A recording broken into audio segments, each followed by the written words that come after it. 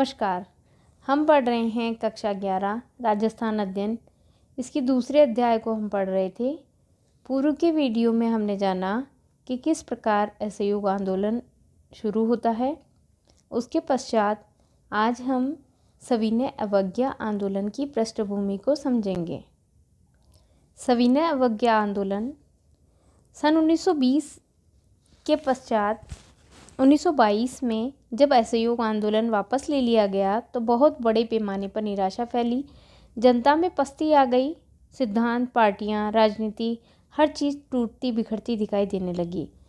राष्ट्रीय आंदोलन की पस्ती के इस काल में सांप्रदायिक झगड़ों की जहरीली हवा देश में चलने लगी। मुस्लिम लीग ने अपने आप को कांग्रेस से अलग कर लिया। उसके जवाब में हिंदू महासभा संकुचित और प्रतिक्रियावादी ढंग से प्रचार करने लगी। कांग्रेस के नेताओं के एक हिस्से ने, जिसका प्रतिनिधित्व देशबंधु चित्तरंजन दास और मोतीलाल नेहरू करते थे, बारदौली फैसले के बाद एक नया मोड़ लेने की कोशिश की। उनका सुझाव था कि कांग्रेस नेताओं को चुनाव लड़कर विधान परिषदों में प्रवेश करना चाहिए और वहां पर अंग्रेजी सरकार के अलोकतांत्रिक और दमनकारी चरित्र का पर्दाफाश करना चाहिए। इन नेताओं ने कांग्रेस के कार्यक्रम में परिवर्तन की मांग की थी, इसलिए परिवर्तनवादी और अपरिवर्तनवादी नेताओं के आपस में मतभेद थे। परिवर्तनवादी नेताओं ने स्वराज्य पार्टी बना ली थी, लेकिन इन्होंने अपने मतभेदों से राष्ट्रीय आंदोलन की एकता पर कोई असर नहीं पड़ने दिया। दोनों कांग्रेस के भीतर ही बने रहे और अपनी अपनी गतिविधियां करते हुए दोनों ने एक दूसरे को यथासंभव सहयोग दिया। जब संघर्ष का समय आया तो दोनों एक बार फिर इकट्ठे हो गए। देखिए, 22 नवंबर 1927 को लंदन में ब्रिटेन मंत्रिमंडल ने घोषणा की कि नियत समय से 2 साल पहले ही एक शाही आयोग की नियुक्ति करने का निर्णय किया गया, जो ये समीक्षा करेगा कि भारत और अधिक सुधारों तथा संसदीय जनतंत्र के योग्य हुआ है या नहीं। आयोग के अध्यक्ष एक अंग्रेज सर जॉन साइमन और उसके इस प्रकार आम तौर पर इसे साइमन आयोग की संज्ञा दी गई, क्योंकि इस आयोग के अध्यक्ष जॉन साइमन थे और इसमें कुल 7 सदस्य थे। वे सभी अंग्रेज थे। सारे भारत में इसकी तत्काल और व्यापक प्रतिक्रिया हुई कि जिस आयोग को भारत का राजनीतिक भविष्य निश्चित करना हो, उसकी सदस्यता के लिए एक भी भारतीय को काबिल नहीं माना गया। ये भारत के लिए अपमानजनक बात थी कि इसमें कोई भी भारतीय नहीं था। अब क्या था? कांग्रेस के अंदर एक नया गर्म दल बन गया। राष्ट्रीय आंदोलन में एक नया वाम पक्ष प्रकट होने लगा। सन 1927 के अंत में जवाहरलाल नेहरू 1.5 साल तक यूरोप का दौरा करने के बाद भारत लौटे। उन्होंने यूरोप में समाजवादी क्षेत्रों और उनके विचारों से संपर्क कायम किया था। सन 1927 के आखिर में कांग्रेस का मद्रास अधिवेशन होता है। इसमें भी नई वामपंथी प्रवृत्तियां दिखाई दी और ये स्पष्ट हो गया कि खासकर नौजवानों में उनका बहुत असर हुआ। मद्रास अधिवेशन ने सर्वसम्मति से जवाहरलाल नेहरू द्वारा प्रस्तुत और सुभाष चंद्र बोस द्वारा समर्थित एक प्रस्ताव पास किया। याद रहे, मद्रास अधिवेशन में, जिसमें कहा गया कि राष्ट्रीय आंदोलन का लक्ष्य पूर्ण स्वाधीनता घोषित किया गया था। इस अधिवेशन में साइमन कमीशन का बहिष्कार किया गया था और इसके बहिष्कार का निश्चय भी मद्रास अधिवेशन में ही किया गया था। साथ ही यह भी फैसला लिया गया कि नए विधान की सरकारी योजनाओं के मुकाबले में भारतीय योजना बनाने के लिए एक सर्वदलीय सम्मेलन हो, उसमें कांग्रेस भाग ले। कांग्रेस ने साम्राज्यवाद विरोधी लीग में भी शामिल होना स्वीकार किया। नेहरू और सुभाष चंद्र बोस युवाओं के और कांग्रेस के अंदर बढ़ती हुई वामपंथी प्रवृत्तियों के मुख्य नेता समझे जाते थे। वे कांग्रेस के सेक्रेटरी नियुक्त कर दिए गए। देखिए, जिस साइमन आयोग की नियुक्ति 1927 में की गई थी, वह 3 जनवरी 1928 को साइमन और उसके साथी मुंबई में आते हैं और कार्रवाई शुरू हो जाती। साइमन आयोग की नियुक्ति करने वाले अनुदारपंथी राज्य सचिव लॉर्ड बिर्केनहेड भी लगातार यह राग अलाप रहे थे कि भारतीय लोग संवैधानिक सुधार के लिए सर्वसम्मति से कोई ठोस प्रस्ताव बनाने में असमर्थ हैं। ये बात ब्रिटेन के राज्य सचिव बिर्केनहेड के द्वारा कही गई थी। ऐसा प्रस्ताव जिसको सभी भारतीयों का व्यापक राजनीतिक समर्थन प्राप्त हो, इस चुनौती को भी स्वीकार किया गया।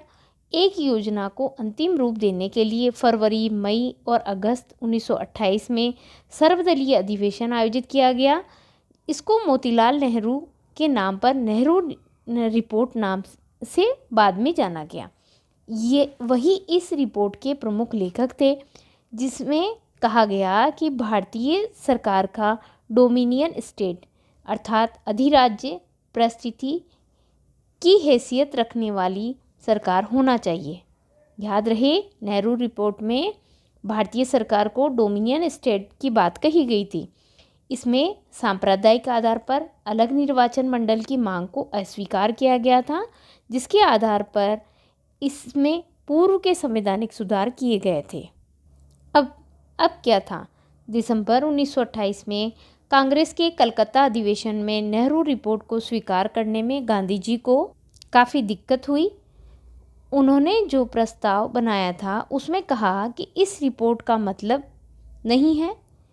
यह नहीं है कि पूर्ण स्वतंत्रता का लक्ष्य छोड़ दिया गया है, और अगर सरकार 31 दिसंबर 1929 को यह रिपोर्ट मंजूर नहीं कर लेती है तो कांग्रेस एक बार फिर अहिंसक असहयोग आंदोलन छेड़ेगी। इस बार इसे करबंदी से प्रारंभ करेगी। कांग्रेस का होने वाला अधिवेशन बहुत ही महत्वपूर्ण था। आगामी वर्ष में संघर्ष छेड़ा जाने वाला था, इसलिए कांग्रेस का अध्यक्ष गांधी जी को चुना गया, लेकिन उन्होंने अपना नाम वापस ले लिया और अपनी जगह इंडिपेंडेंस लीग तथा युवकों के नेता जवाहरलाल नेहरू को, जो कि समाजवाद से सहानुभूति प्रकट कर चुके थे, नामजद कर दिया गया। मतलब गांधी जी ने अपनी जगह जवाहरलाल नेहरू को नियुक्त किया। उस समय अपनी पसंद के हक में दलील देते हुए गांधी जी ने नेहरू के बारे में कहा कि देश प्रेम में कोई भी उनसे आगे नहीं बढ़ सकता। वह वीर और भावुक हैं और इस समय इन गुणों की बड़ी आवश्यकता है, लेकिन संघर्ष में दृढ़ता और भावुकता का परिचय देने के साथ साथ उनमें एक राजनीतिज्ञ के विवेक से काम लेने की क्षमता भी है। वह अनुशासन प्रिय है और अपने कार्यों द्वारा ये सिद्ध कर चुके हैं कि उनमें असहमत होते हुए भी फैसलों को मानने की क्षमता है। वह विनम्र स्वभाव के हैं और इतने व्यवहारिक भी हैं कि कभी हवा में नहीं उड़ते। उनके हाथों में देश बिल्कुल सुरक्षित है। ये बात गांधी जी ने जवाहरलाल नेहरू के विषय में कही। सन 1929 के आखिर में लाहौर अधिवेशन हुआ। ये ऐलान किया गया कि नेहरू रिपोर्ट का समय बीत गया है, आगे से कांग्रेस का ध्येय पूर्ण स्वराज्य का रहेगा। जवाहरलाल नेहरू का अध्यक्षीय भाषण आंदोलन के लिए हरकत में आने का प्रेरक आह्वान था। विदेशी शासन से अपने देश को मुक्त कराने के लिए अब हमें आंदोलन करना है और साथियों, आप लोग और देश के सभी लोग इसमें हाथ बटाने के लिए सादर आमंत्रित हैं। नेहरू ने यह बात साफ की कि मुक्ति का मतलब विदेशी शासन को जड़ से उखाड़ फेंकना वर नहीं। मुझे साफ साफ स्वीकार कर लेना चाहिए कि मैं एक समाजवादी हूँ और गणतंत्रवादी हूँ। आधी रात को जब पुराना साल ख़त्म हुआ, सन 1930 आरंभ होने जा रहा था, तो भारतीय स्वतंत्रता का तिरंगा झंडा फहराया गया। 26 जनवरी 1930 को सारे देश में पहला स्वतंत्रता दिवस मनाया गया। हर जगह विराट प्रदर्शन और सभाएं हुई, जिसमें पूर्ण स्वतंत्रता के लिए संघर्ष की प्रतिज्ञा की गई। जनता ने घोषणा की कि अंग्रेजी राज्य को अब और मानना मनुष्य और भगवान के प्रति पाप करना है।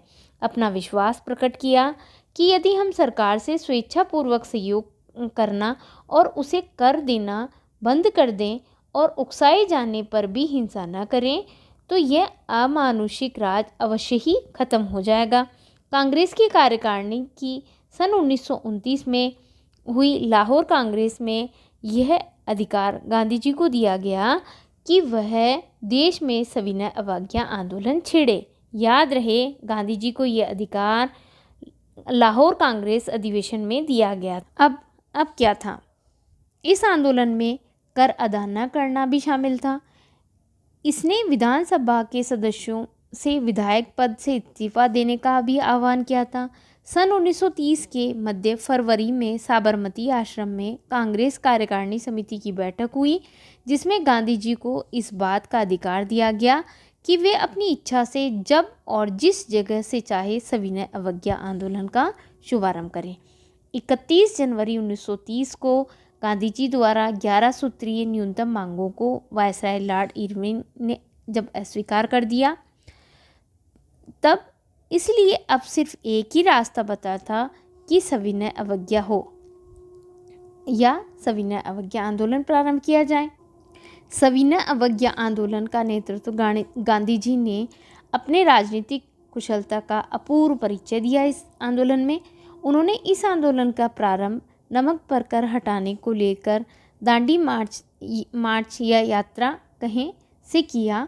गुजरात के समुद्र तट पर स्थित ग्राम दांडी में गांधी द्वारा नमक कानून को तोड़ने का उदाहरण देश में सर्वत्र अनुकरणीय बन गया। उन्होंने अपने निर्धारित स्थान को पहुंचने के लिए गांधी जी ने अपने साथियों के साथ 200 मील पैदल यात्रा की। 6 अप्रैल 1930 को उन्होंने वहां नमक बनाकर नमक कानून को तोड़ा। इसका चमत्कारिक प्रभाव पड़ा। देश में हजारों लोगों ने नमक कानून की अवज्ञा कर नमक बनाना आरंभ कर दिया। शीघ्र ही ये एक महान आंदोलन बन गया। हजारों महिलाएं घरों की चारदीवारी से बाहर निकलकर शराब की दुकानों पर धरना देने लगी। इसके लिए उन्हें जेल में भी डाला गया। स्वदेशी वस्त्र को प्रोत्साहन देने के लिए विदेशी वस्त्र का बहिष्कार किया गया और उनके सरेआम होली जलाई गई। महात्मा गांधी इस आंदोलन के उक्त कार्यक्रमों की सीमाओं में ही रखना चाहते थे इस सब कार्यक्रम को, लेकिन शीघ्र ही इन सीमाओं को पार कर गया ये आंदोलन। इस समय विश्व में आर्थिक मंदी का दौर चल रहा था। भारत की आर्थिक व्यवस्था अत्यंत दयनीय थी व्यवस्था। इस कारण भारत में बेरोजगारी का प्रकोप बढ़ गया। श्रमिकों ने हड़ताल करना आरंभ कर दिया। विद्यार्थियों ने स्कूल कॉलेज छोड़कर आंदोलन में सक्रिय सहयोग किया। किसानों ने कर देना बंद कर दिया। सरकार ने किसानों को जमीन से बेदखल करना आरंभ कर दिया। जनता में आंदोलन के लिए जो जो उत्साह बढ़ रहा था, उधर सरकार का दमन चक्र भी दिन पर दिन क्रूर होता जा रहा था।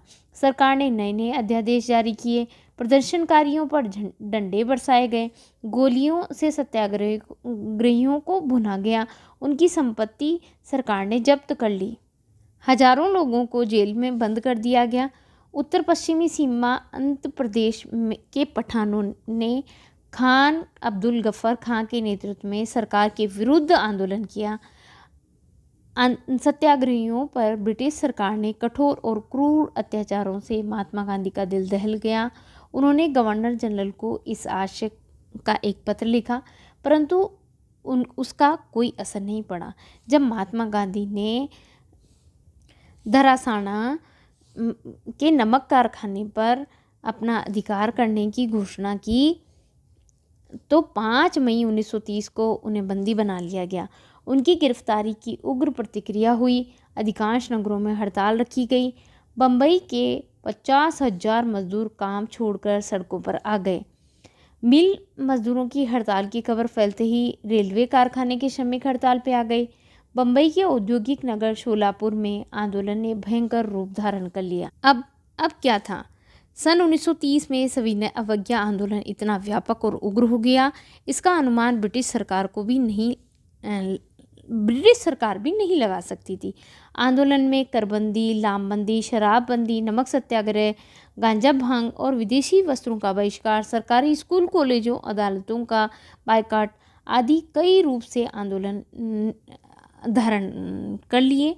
संक्षेप में ये कह सकते हैं कि यह आंदोलन आशातीत रूप से सफल रहा। जुलाई के प्रारंभ तक भारत का कोई भी प्रांत ऐसा नहीं बचा जहां इस आंदोलन का असर नहीं हो। असहयोग आंदोलन की तुलना में इस आंदोलन को महिला वर्ग का अधिक सहयोग मिला। इस आंदोलन की दूसरी विशेषता ये रही कि इसमें किसानों ने अपना सक्रिय योगदान दिया। बिहार और गुजरात में किसान इस आंदोलन में अग्रणी रहे। इस व्यापक